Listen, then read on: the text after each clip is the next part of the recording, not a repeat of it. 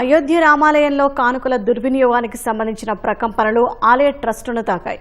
రామాలయం ట్రస్ట్ ప్రధాన కార్యదర్శి చంపత్ రాయ్, ట్రస్ట్ సభ్యుడు అనిల్ మిశ్రాలు రాజీనామా చేశారు. అంతకుముందు చంపత్ రాయ్ డ్రైవర్తో పాటు ఆయన సన్నిహితుడిని పోలీసులు అరెస్ట్ చేశారు. ఈ కేసులో అయోధ్య పోలీసుల దర్యాప్తు వేగవంతమైంది. ఎఫ్ఐఆర్లో పేర్కొన్న 8 మందిని పోలీసులు అరెస్ట్ చేశారు. అరెస్ట్ అయిన వారిలో నగదు లెక్కింపు సిబ్బంది, నగదు లెక్కింపు విభాగాధిపతి, ఆ ప్రక్రియను పర్యవేక్షించిన ఓ విశ్రాంత బ్యాంకర్, రామమందిర ట్రస్ట్ ప్రధాన కార్యదర్శి చంపత్ రాయ్ డ్రైవర్, ఆయన సన్నిహితుడు రమాశంకర్ యాదవ్ ఉన్నారు.